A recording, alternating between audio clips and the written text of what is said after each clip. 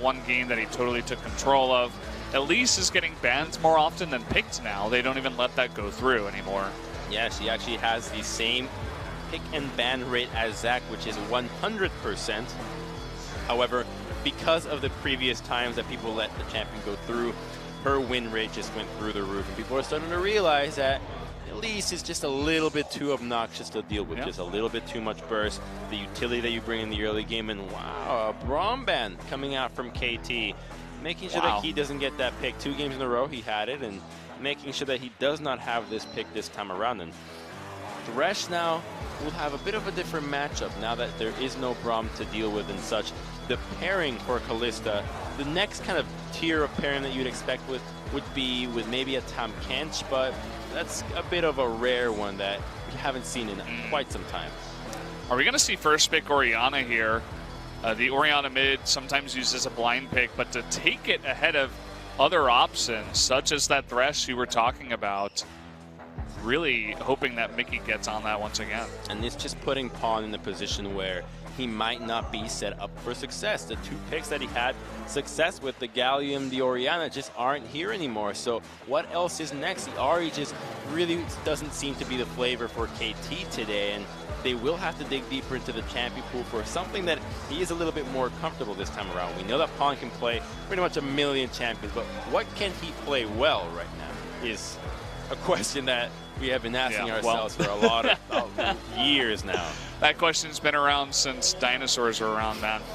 So it looks like finally KT is beginning to respect Mighty Bear's Graves. They're going to take that away here, at least hovering it. There it is, the lock, and even with Lee Sin left up, they decide to take it. That seems odd. Even I don't think that Mighty Bear's success on Graves is really anything to be trying to deny. And maybe it might just be that Scores Lee Sin just wasn't really feeling it. It's not at the level that you need it to be at this stage in the game. Just a little bit too many times where he's getting caught out of position, and they're not going to give KT the chance to ban out AD carries in the second phase, and so they will secure their carries already. And now that they've went for a very protect your carries composition with Caitlyn and Orianna in such long range, what's next for ROX is just a lot of peel and a lot of protection for their lineup, and maybe a Gragas would be in order, or possibly a Shen once again.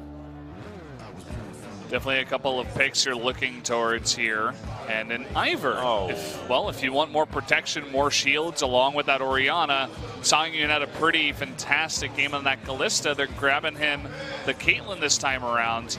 Let's play support the Songyun. It's a risky pick, although KT have the opportunity to just pick winning lanes. They can save the top lane for the counter pick and ensure that they have pushing matchups all over. And if they do that, that means that they will be able to invade that Ivern, the nerfed Ivern. And Jarvan will have pushing power into pretty much most matchups. And if they pull this off, this means that Ivern can fall behind significantly and will have a very difficult time. I like the Jarvan pick here. You know that Lindarang has played it before.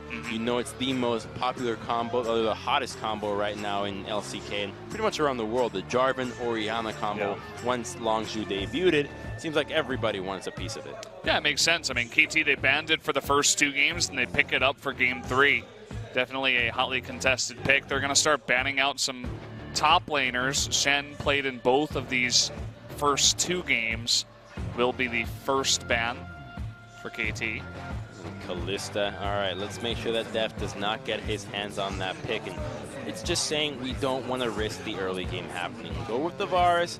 Make sure that you're looking for some later stages in the game, because if ROX get to the late game, when you have Caitlyn, Ori, and Ivern, you don't even need to see what else this lineup is going to consist of, because you already know that it's going to be just very difficult to deal with. And KT just saying you're not going to have the early game. We're not going to allow you to have any power in this top lane matchup. They need to control the laning phase. They need to get ahead early, shut down Ivern, and close out quickly. Otherwise, they will find themselves outscaled just so quickly. Very true. Still looking towards a ban here for the Tigers. It will be another ADC. I was thinking maybe a mid pick towards the pawn, but just asking for Def to play Ashe, really. Just saying, you're going to play Ashe today. We want you to have this champion, and it makes sense. Even though it has a good laning face into the Caitlyn, there really is, like, what option are you going to go for? Would you go Twitch? I don't think so. wow. Pawn, he's getting inspired by Crown's play earlier today on the Victor. He'll pick up the Victor for himself, wants to play just a safe farming lane. Okay, just chill back. At least this time around, KT have wave clear. They can slow down any potential pushes while the pressure might not be there from the mid lane. At least they have a semblance of strength come the later stages in the game. Now, what I'm really curious about is... Oh, that's locked in. The Blitzcrank. Yeah. Nice. Blitzcrank is the hot commodity now in the LCK. A pick that you wouldn't have expected to make its way into the meta, has already, and with tremendous success, being banned out by a lot of the teams that seemingly can't really deal with it, as the ability to just turn games with this pick is just so good and effortless. One hook, one pick, you basically have pressure for a couple of minutes, and it can really turn the tides. And what are they thinking about saving for depth? Are you really going to save last pick Ashe? I'm not too sure about that. Maybe a hyper carry, a Jinx possibly, a Twitch maybe, and it's going to be Sivir into Blitz. Okay. Well, you spell shield that hook all day long. But you are leaning against Jinx. We haven't seen Sivir in quite a while here, Crumbs. I think it was in spring the last time we saw it. Sivir, she used to have such a throne of power where nobody could contest her late game ability. You just run her with a bunch of tanks this time around, and it's going to be an interesting composition as we run this one this time around. Obviously, she can protect herself from the Ivern hooks, maybe even the Gragas engage, and the Ivern root. There's so much that Spell Shield can protect, but that's all fun and games when you think about it on paper. In reality, there's a reason why Sivir is not in the meta. Yeah, I was thinking about if they weren't going to go for a hyper carry or just pick up the Ashe and deal with Blitzcrank, maybe the Ezreal to deal with the Blitzcrank. We've seen Deft on it before, but True. I mean, we just haven't seen Ezreal in so long, and it seems like perhaps Deft isn't practicing it, but is he really practicing Sivir? That's the real question. I guess that's a big test for him down in bot lane.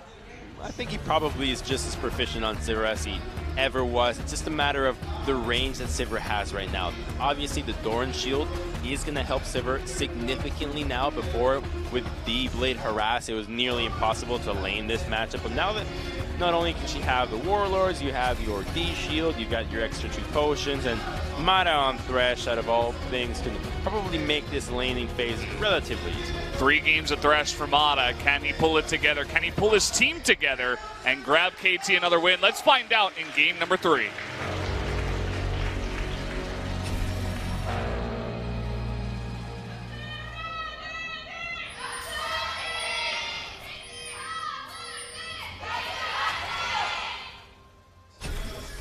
Well, here we go. And no level 1 shenanigans from the ROX Tigers. Not trying to do anything crazy. KT expecting something, but ROX saying we don't need to utilize the cheese this time around. We can just play it cool, don't risk it in the early game, have confidence in the ability to get picks and get to a later stages in the game when the mid-game shields come around between Orianna and Ivern. Yeah, you guys who are joining late, you might see the Sivir for Deft and asking, well, what happened in the ban phase? Well, a bunch of ADCs got banned out, and they needed something to deal with the Blitzcrank. But I don't know. I'm still a little bit skeptical. I want Deft to prove it to me and prove to all the viewers out there that, hey, this Sivir's going to work out. Because going into the game, he had that kind of smirk on his face that Pawn had when he picked the Ahri into the Orianna in Game 2. And we saw what happened in Game 2. I mean, it's not like he got crushed or anything like that. He even picked up a kill, but at the end of it, it didn't seem like the best pick for the situation. Yeah, and I want to elaborate a little further on that, because typically when you see the Sivir compositions, you have Gragas, Maokai, Rengar, Alistar, all these champions that can just run straight at you and deal not only pretty significant amounts of damage, but CC the hell out of you. But this time around, if you think about it on that 5-on-5 scenario, there's really not a whole lot of crowd control that can follow up any Sivir engage. You just have Jarvan jumping in, who most likely his flag would not hit, or even if it does, would just hit a minimal amount of people. But there's no follow-up from the jungle. Thresh realistically wouldn't be able to follow up onto very important targets in a 5-on-5 scenario, and Pawn is just damage alongside Graves. So there's reasons why Sivir in this composition really just says, we just don't want to get hooked from Blitz. Really respecting that Blitz pick. Question is, did they respect it too much? We'll have to wait and see to find out the answer towards that. Looks like already Key putting some wards down in the river, or just checking. Nice little route there from Mighty Baron. Will be making his way back to the top side, and meanwhile Score choosing to just farm. Not trying to get too fancy early on. There's not much crazy setup if a gank is to go through. It's only really Mata. Should be enough for a flash or a heal to get them out of any situation. All eyes on the bot lane. Once again, no big secret. You got Blitzcrank against Thresh. There's action that's bound to happen. It's the red light district down here with both of these hookers. Oh, man. I just couldn't help myself. You had to go for it, I understand. I had to do it.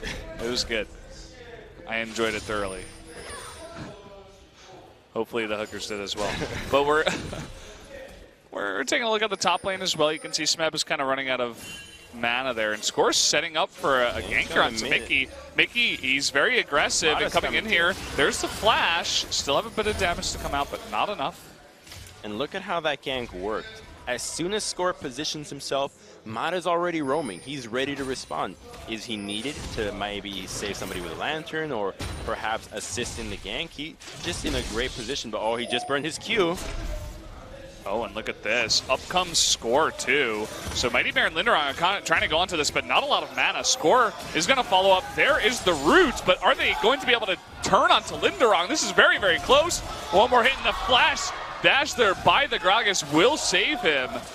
And, well, making the best of a not-so-good situation is Linderong to save his teammate. Just not enough damage between the Ivern and Gragas, the two picks that you really expect only to bring utility and peel for the rest of the lineup, incapable of taking down the Jarvan, on top of the fact that you have to deal with such a fat minion wave and no mana for Linderang to really follow through on that. So Smeb just not feeling too in danger and waits for Score, and as a result they walk away with a 2-for-1 trade of flashes. It's hilarious to see how little damage this Caitlyn does to the Sivir when both of the ADCs have Doran Shield. And you know they're going to go Ninja Tavius. Here's Ivern. Yeah.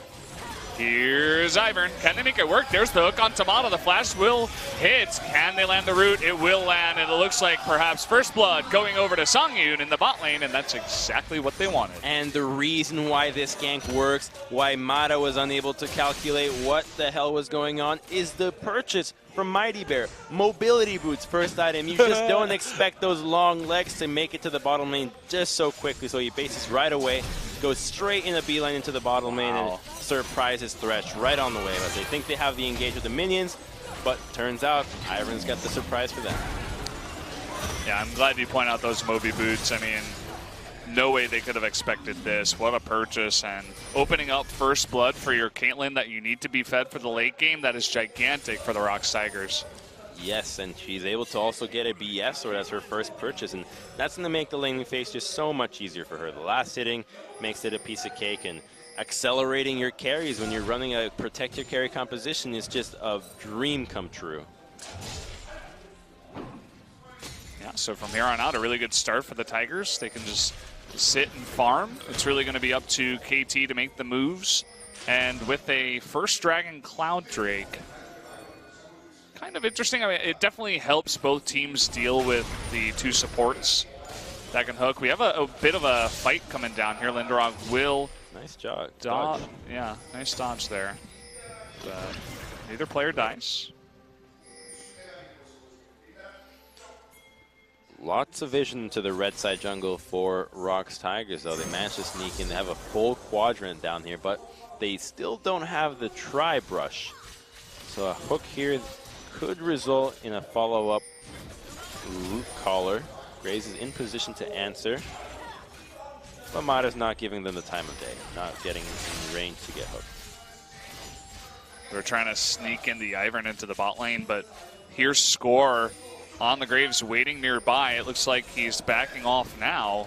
Some pings go down. I think they might have seen the Ivern. Oh, the spell shield just got blown, but the vision means that they wonder where Ivern is. They know the top side of the map isn't really available. That playing to the top side doesn't amount to much. Ivern and Gragas still don't have enough damage to take down Smeb. And ooh, Mickey might be solo killed in mid. It will be. Pawn showing up big on the Victor to take that solo kill. Not only does he get the solo kill, but the CS lead is going to continue to grow. I miss his face. What was the expression? That zoom, man. That's it. What was the expression? Total blankness, as if he were staring into the void, man. That's what you expect out of Pawn. Grab the lantern. He got the red buff, and man, this laning phase just got 2 times more difficult. This is the power of Ivern. I'm going to take another look at the replay, but he's already half HP. Most likely just chunked out from lasers. Nice flash. Yeah. There's no flash on Mickey, and Pawn can easily dodge the shockwave. Just a little bit of overconfidence from Mickey once again. Bit of a mistake in the mid lane. And those moments of overconfidence just come on that final wave that you want to push. If I just squeeze this wave out, if I can just push it and recall, it'll be the greatest recall timing ever. But as such, it's the best moment to punish, and Pawn does so expertly. And 12 CS up, a kill on himself, and at least Mickey will now have his flash coming back up, and that can be his saving grace for quite some time. But ROX Tigers going with the exact same move once again, and if Smeb fall for this one more time, I mean, do you learn from the same mistake twice, 3 times? When is enough? Well, it seems like he's backing off really far as... No, they see it coming. They know. Yeah. I mean, Deft and Mata already pushing there, but it's 4v2 once again. ROX really hoping to get the first turret, and it looks like they should. I think Graves is trying to answer, but he does have red buff. I think it's still going to go to the ROX. Yeah, there we go. Mickey, meanwhile, he does have that flash, but the follow-up from Smeb, they want this kill big time. Shockwave will come out. There's a Cataclysm. He can't click the blast. He can't get in range to get on the other side. Nice follow-up there. They give the kill as well over to Pawn. A 2-0 Victor leading in CS in this game. But KT's now pushing for 2 turrets in the bottom, and instead they opt out. They see their recalls coming through, and instead they will just try to answer with taking some doubles in as a result for their troubles. But there is... What? Doubles for your troubles. You did it. Doubles for... I'm rhyming today. But that's a good flash there. Instead of choosing to combo in, doesn't have the Cataclysm, so just goes in right away with the instant flash Q to ensure the armor shred.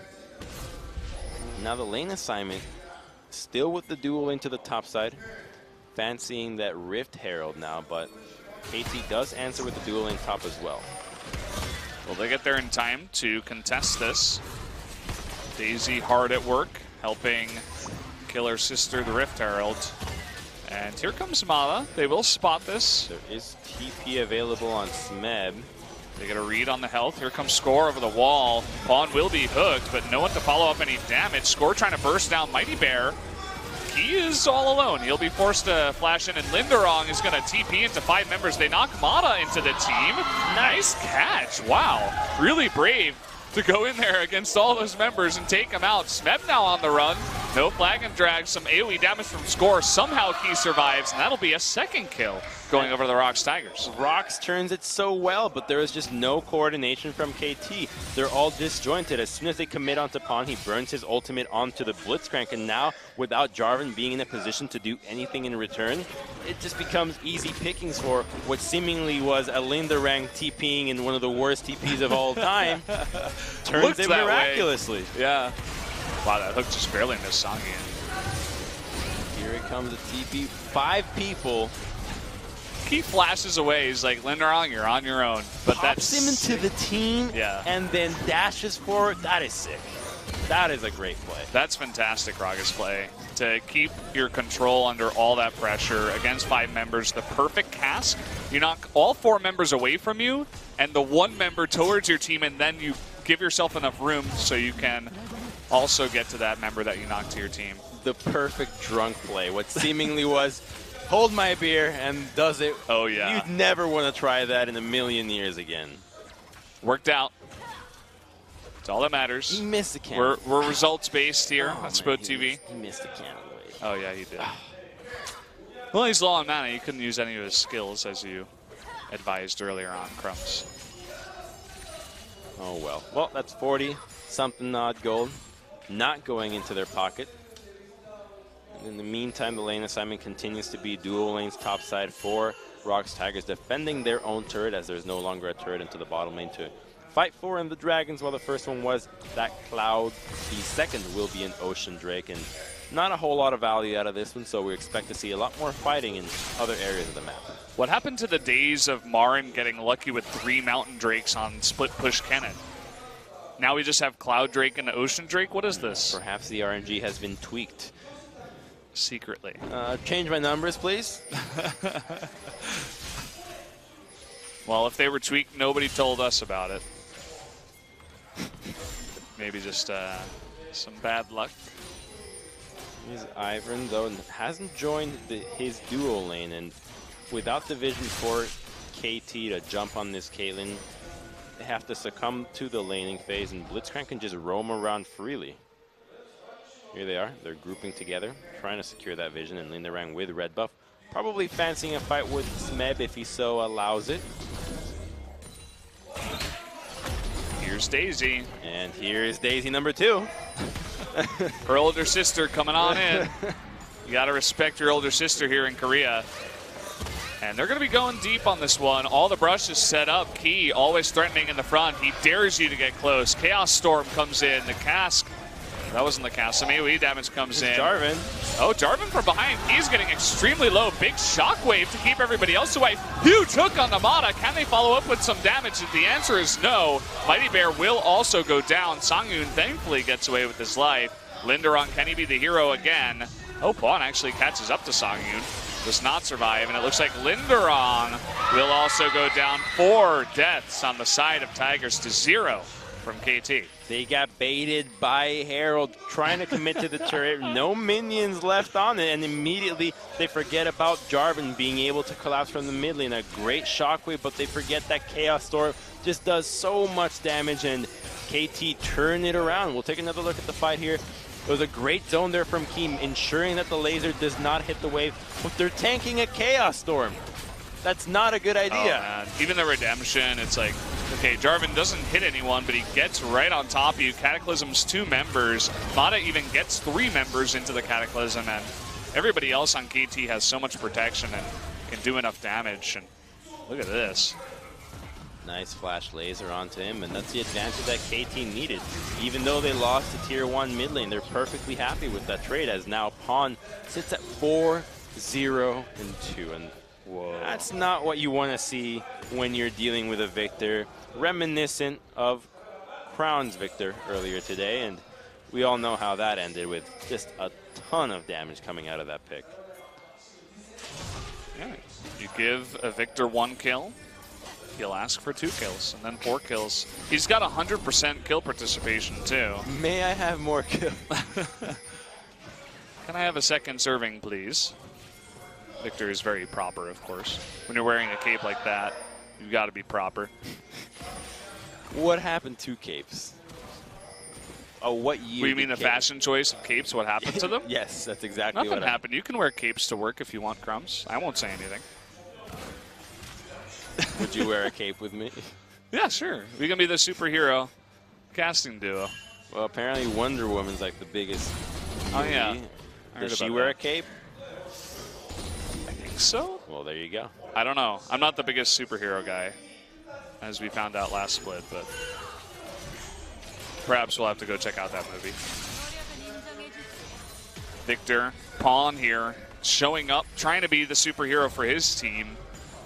And, you know, he's trying to make up for some of those games that he's kind of not done so well in the past. Well, he has been a superhero at times. He does make a lot of performances that keep him at the top of mid laners, but the lack of consistency make the team so difficult to just be rallied behind every time, considering the woes that they seemingly have that you just don't expect it of a team that has these top players.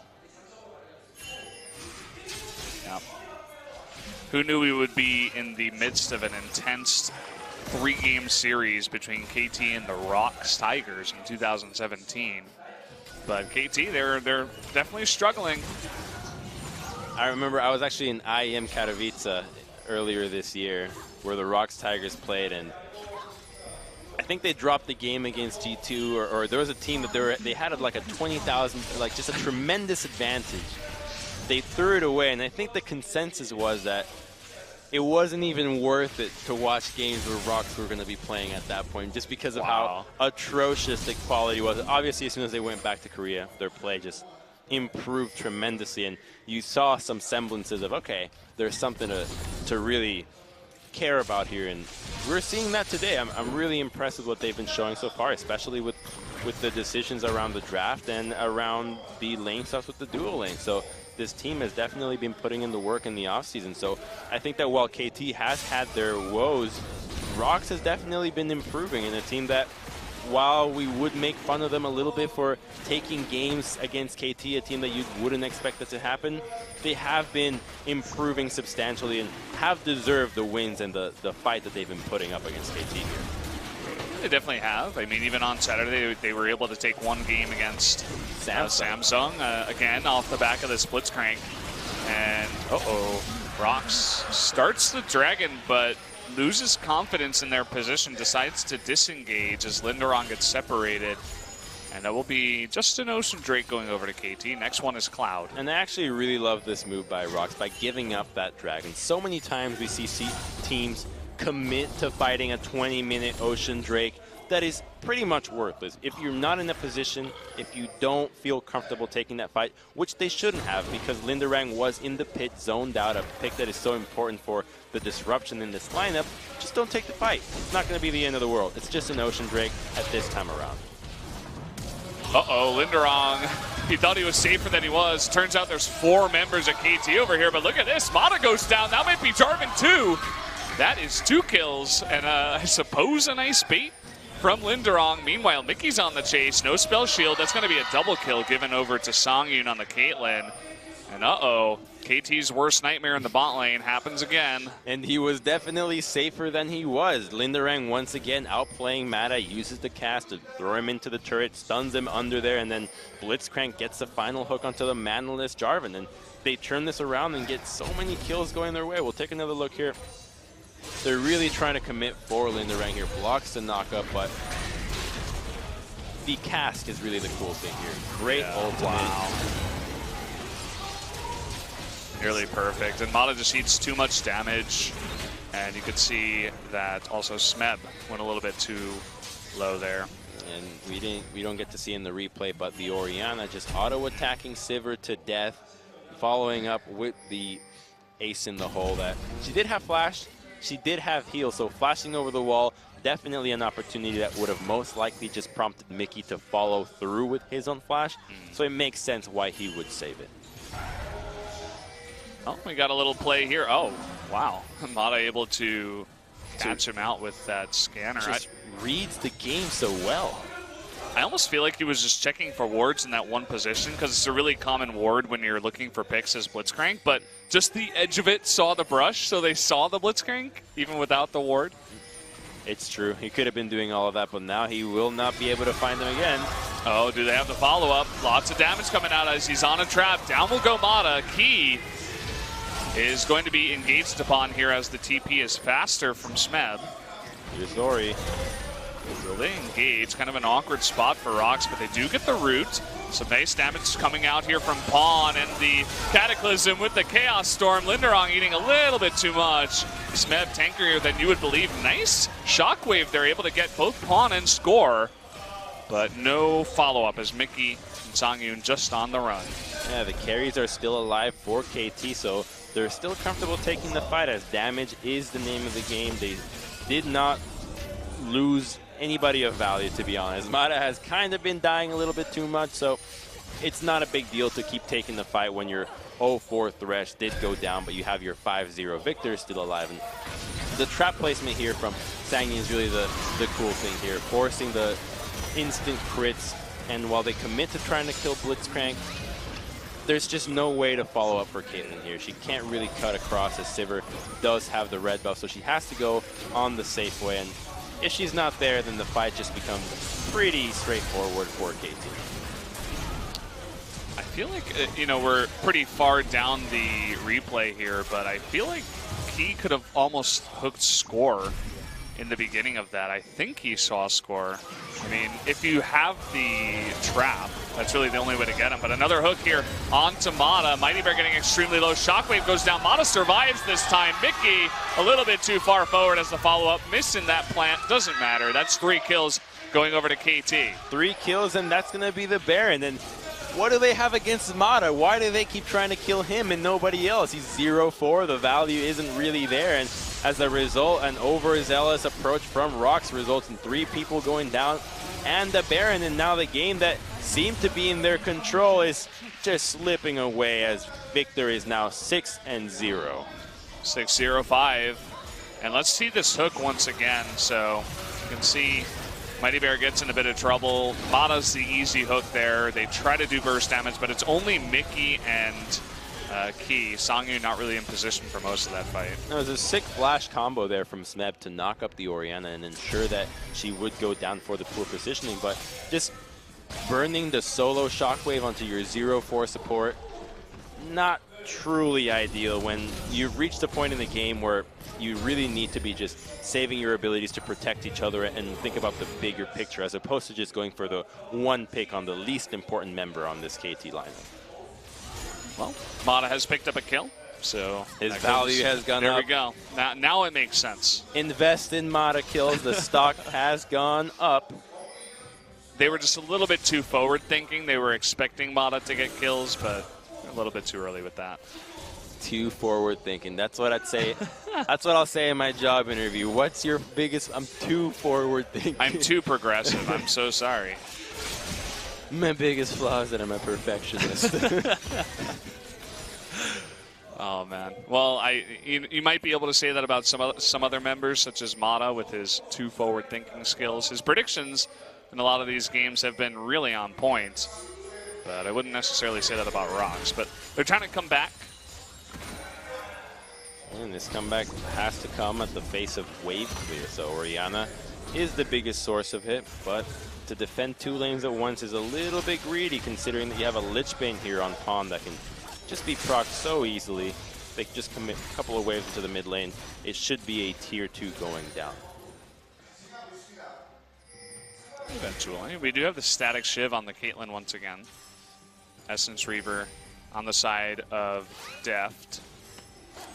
Looking for a pick from Key, but he does need damage dealers there. Otherwise, a hook would not do anything similar to that last fight. So CC has to come at the cost of the damage. And as such, they can't be looking for any plays right now because Orianna and Caitlyn just aren't there. And that's one of the flaws of these compositions that have 2 carries. If your carries aren't there, everybody else doesn't really do anything. And so the team that is against them can always play really aggressively because they know that they're not going to be in danger. If you just get CC'd but there's no damage there, then you're basically just getting a free ride to kill the opponent.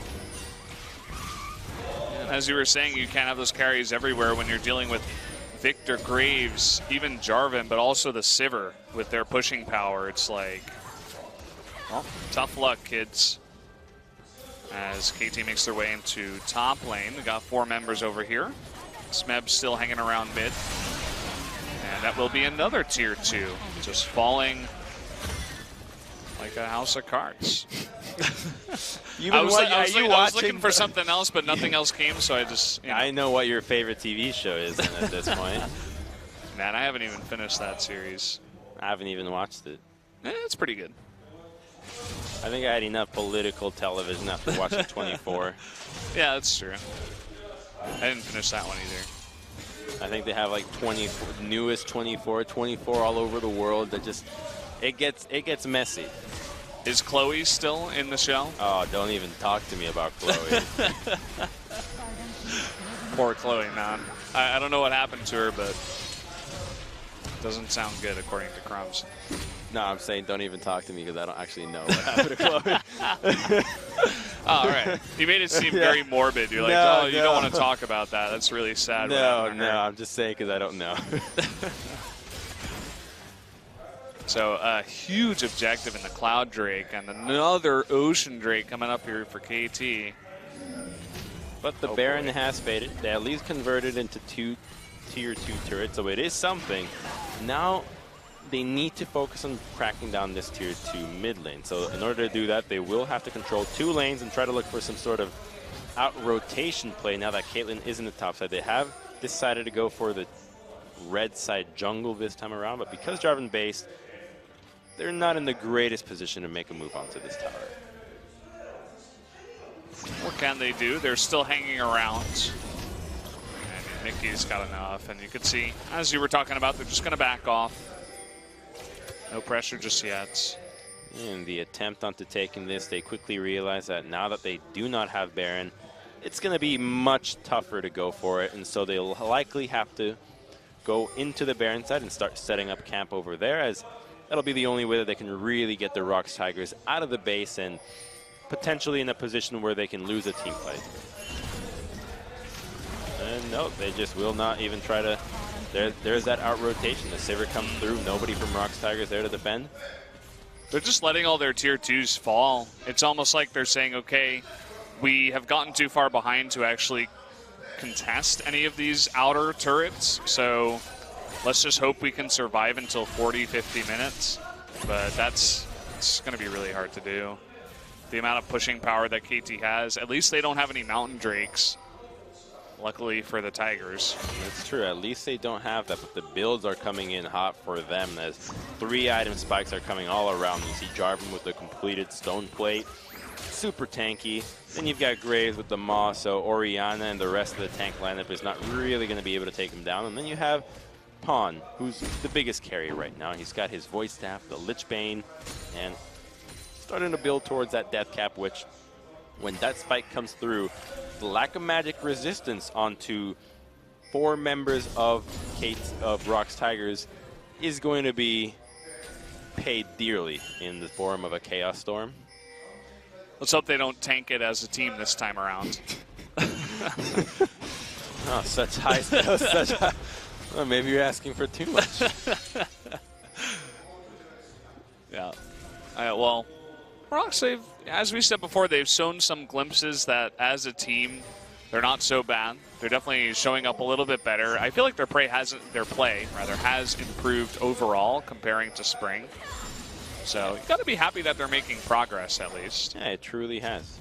But right now, they need to start making some very quick progress around denying this vision in the blue side, because KT have the ability to rush it down. So they're moving swiftly into the jungle, trying to clear out some of the control wards that were pretty offensively, and now the blue ward gets propped. TP gets pinged from Smev. So very clearly, KT looking to try to turn this fight around when they start that Baron. So keep your eyes out for this teleport, and pretty darn far away.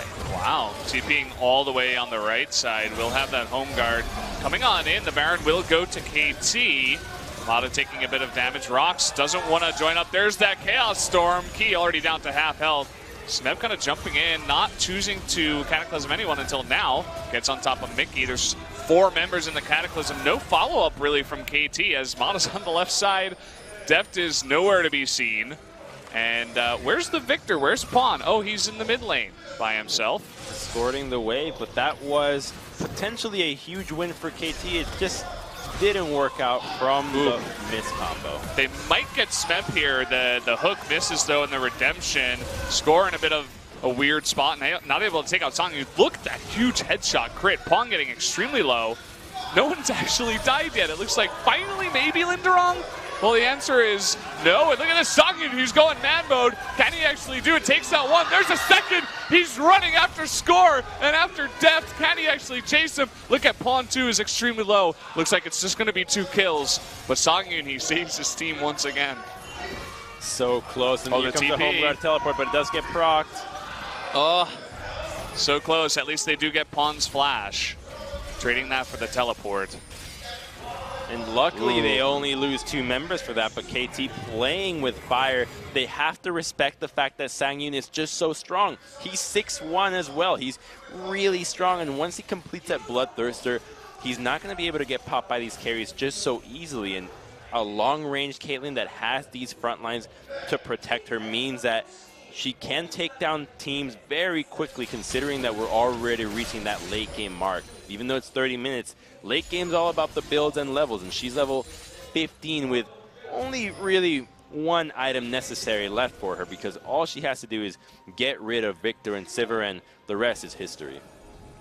Very true. We've seen this many times out of KT where they're in the lead, they are very far ahead. Even, I mean, it's 11,000 gold ahead right now for KT, but still somehow through overconfidence or just, you know, lack of teamwork or communication or something, maybe a combination of all that, they seem to get into these positions that can look very dangerous. Well, it's getting carried away because League of Legends is, you know, that it's almost like a fencing game where you make 1 stab, the other guy gets a chance to make a stab at you, and when you go for 1 stab 1 time, which is that Baron, you secure your hit, you got to pull back. You got to reset, reassess what you acquired, and then try again. And here it is, that try again, no Fashinori. Well, they get that Mickey inside there. That is a huge pick. The cast not able to save him. Sang-yoon all the way on the left side is just running, not even going to participate. That's a double kill going over to score. Nice collapse that time from KT. Recognizing the people that can be taken down, and they do so just so effortlessly. Orianna, without anybody to get her out of the Cataclysm, is just a sitting duck, and as such, KT will be pushing for this 2 inhibitors at the same time, and there's really nothing that ROX can do about it without one of their main carries. Goodbye, turret. Fawn taking a little bit of damage, but that's 1 inhibitor. Will they be able to take another one down? Just 10 seconds until Mickey and Key do respawn. Well, surely they should be able to do so. They still have empowered recall. Base it, go straight to the top side, and that 14,000 gold lead just seems a little bit too much right about now. Yeah, it's looking that way. I mean, there's only... there comes a point where it really is just numbers, right? As fed as Sang-yoon is, I think unless KT make a big mistake, it's going to be incredibly hard for him to carry. Yeah, because so the numbers are on him. And in the meantime, we'll take another look at the replay. Just so easy to combo onto Orianna. Spell Shield's the ultimate, but the Chaos Storm, the laser damage just easily dismantle the Orianna that has no resistances. And when you take down the main carry, Ivern and Gragas don't do a whole lot. And while we talk about the late game and the builds going on for ROX Tigers, it's really just Caitlyn that's the only hope. Take a look at the difference between mid laners. That's pretty much a completed build from Pawn, whereas Mickey has Leandries, Morellonomicon, and the Banshee's Veil. That's outclassed if I could have in every way possible, really. Just not enough damage from the magic resist coming through. And it's going to be protect Sang-yoon, but he doesn't even have the armor penetration item, so it just has to be a really crazy overcommitment from KT for him to turn this around now. Well, here comes the big defense. Looks like Deft has already eaten a little bit of damage, and KT, instead of just going straight for the top turret, they want to pressure the Nexus just a bit. 4 members in the mid lane, just hanging around. No big engage just yet. Kind of leaving Deft alone to push top. When you're going against that wave clear with the static Shiv, maybe this is the right answer. They're trying to pressure with Sivir, and she will most likely be joining the team soon. Ooh. Oh, man. Smeb forced to splash away from the hook. Here comes Sivir joining the team. They commit to 2, but the wave clear, pretty apparent there from ROX Tigers. Enough body blocking and crowd control to make sure that the minion wave does not start knocking on those Nexus turrets right away. And it's so crazy that KT ahead 14,000 gold, they still have to play it so carefully. One hook goes astray, gets Deft or Pawn, and they blow him up, and well, we could see KT backing off and an extension to this game. Exactly. It's really tough when you're dealing with these crazy late game carries. You always have to respect the fact that a Caitlyn can kill your team if you overcommit. And Orianna, even though she's behind, the CC on the Shockwave is always something that you have to be aware of. And when you have short range ADs such as Graves and Sivir without a crazy engage on your support, then you always have to keep it in mind. And as such, they'll just play it safe and most likely will just be looking towards that Baron as the final objective that they need to really crack down this base. So ROX Tiger get another chance at life here. If they can play this Baron fight out well, they could come back.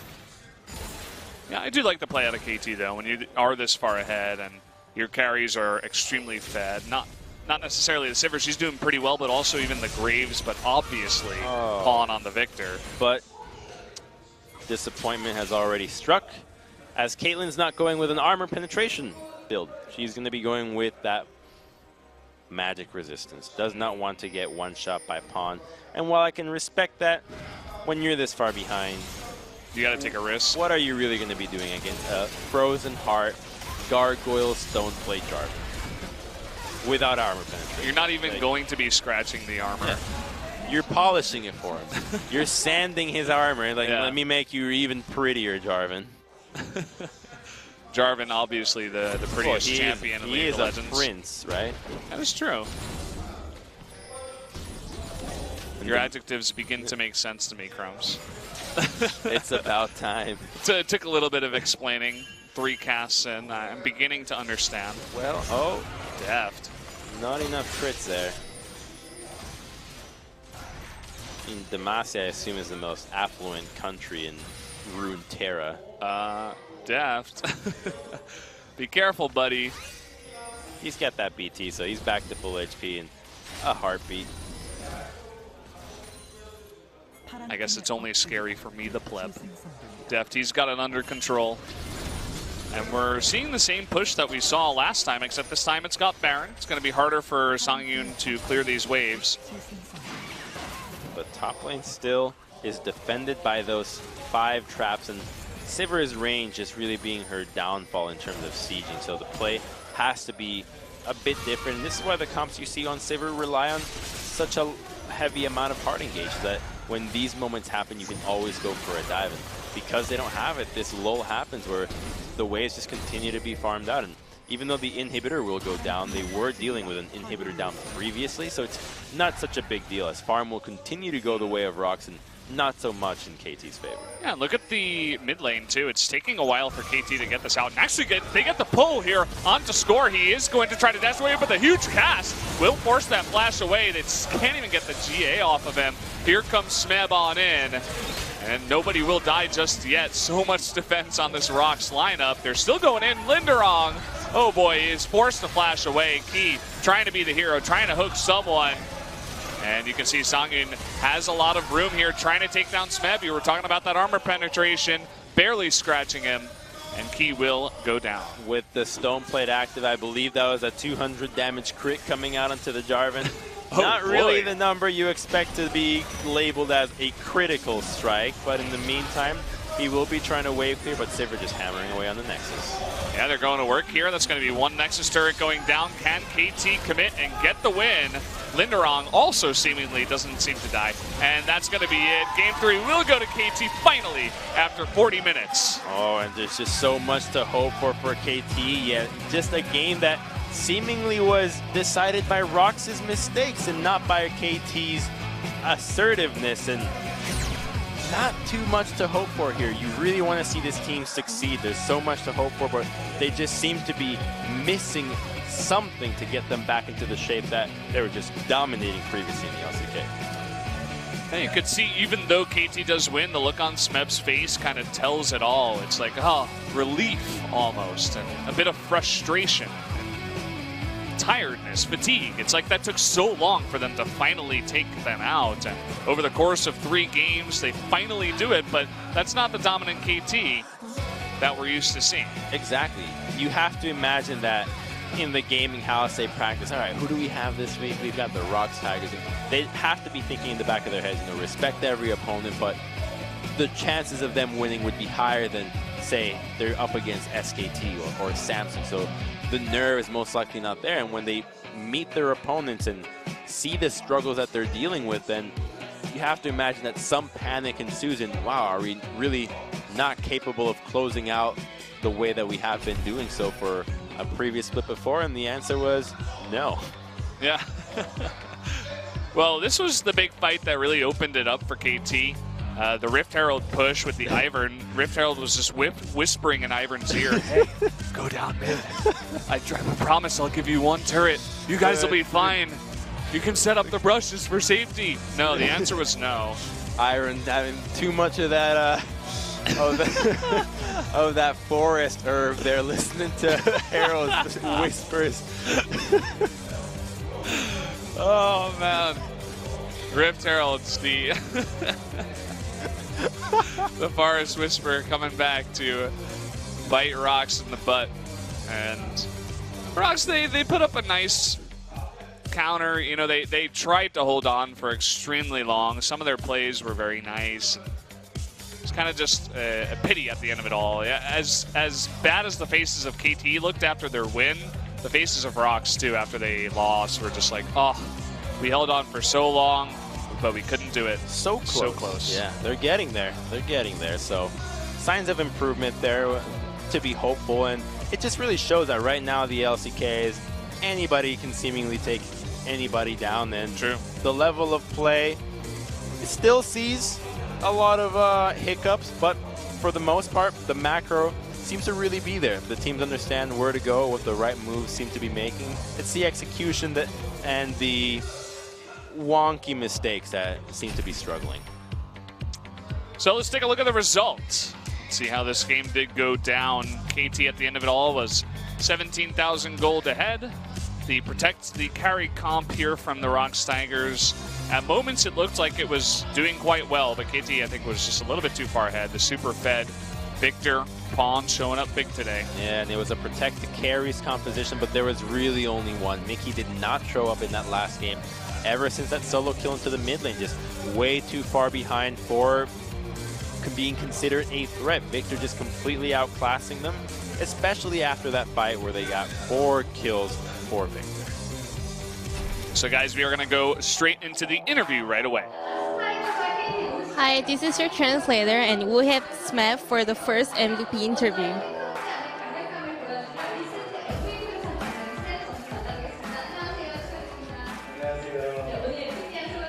So how do you feel about today's victory? Said we wanted to show better performance, but we're not that satisfied, so we want to try better. Especially, we lost 1 set, and also there wasn't a lot of engagement that we thought of, so we have to do better next time. So who do you think will be the MVP for the 3rd set? I think Pawn, who played Victor in the mid lane, will be the MVP. He hopes Pawn can get the points. So guys, we're going to go ahead and announce the MVP for game number 3. From KT, it was obviously Pawn, 93% kill contribution, 6-0-8, the big carry for KT. Well deserved. Really just ever since that first blood had an advantage and did not let go. No death for him. A pretty great game overall. Ever since he got the tools to carry, he definitely showed up and did just that. So guys, we're going to throw it back to the interview right now. So this is Pawn for the 3rd set MVP. So did you expect that you're going to be the MVP? Yeah, I kind of thought that I would be the MVP. So what was like the play of the game moment of today's match? The moment that I solo killed Oriana was the best moment. So next match is versus MVP. And during the last spring split, it was kind of tough to have a match versus MVP. So are you confident with this time? Yeah, we both lost against MVP in the 1st and 2nd round of spring. So we hope that we can win in summer season. So last match for your fans.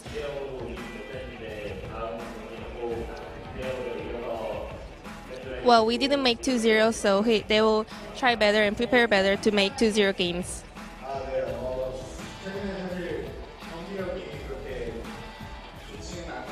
think their performance are not really that good recently, so he knows that his fans are worrying a lot, but we're trying really hard to get improvements, so just thank you for waiting for us, and we all appreciate all the love and support. And this is the end of the interview. Thank you. So there you have it. You could hear from both Smeb and Pawn kind of saying, I know you guys are probably worrying about us, talking to the fans, but we're trying really hard. We're trying to get back on track, and at least they do take the win today. Again, results-based here, and they are sitting at 2-1 right now. 2 wins is still sitting at 3rd place, so even though we are relatively early on, it's still enough so that when you're struggling, you do want those wins early on, and it does help. It's a long season, and even though you don't feel quite so confident in your play, the fact that you can start getting your wins early in the turbulent times means that when you start getting back on track, you'll be in a better position for success. Yeah, for sure, and you compare that to ROX Tigers right now, the bottom of the league, 0-3, and you look at, Ever 8 and Jin Air, both of these teams that are coming from promotions, they both have a win, but the ROX Tigers don't. Well, we'll have to hope that the ROX Tigers do come back and actually take some wins here. They get very close many times. I mean, they almost did it against Samsung. They took 1 win. They almost did it against KT. Even the 2 games that they lost today were very close, down to the wire, long games. But at the end, I still feel like the better team did win in KT. Yes. By being able to take that 2-1. And we call them the better team because they really are, and we just see it because their expectations are just so incredibly high. I mean, you have expectations that you could argue of the best team in the world, and so when they don't meet them, then the criticism is obviously harsh. Yeah, definitely is. And very excited, guys, for tomorrow. Actually, I do want to shout this out. Over at OGN, we are going to have Longju versus SKT as the second matchup of the night. I think it's Ever 8 versus Jin Air for the first one, which is also pretty exciting. Both of those teams are looking quite strong. Definitely check out both of those matches. We had a long day today. It was very fun, Crumbs, as always. Any Yes. final thoughts? No. All right, I get it, You're getting used to the casting schedule here as we do go late into the night. But that's going to do it for us. Thank you once again for watching, guys. We'll see you next time on Sunday for more SPO TV, but definitely check in tomorrow for more LCK over at OGN. We'll see you guys next time.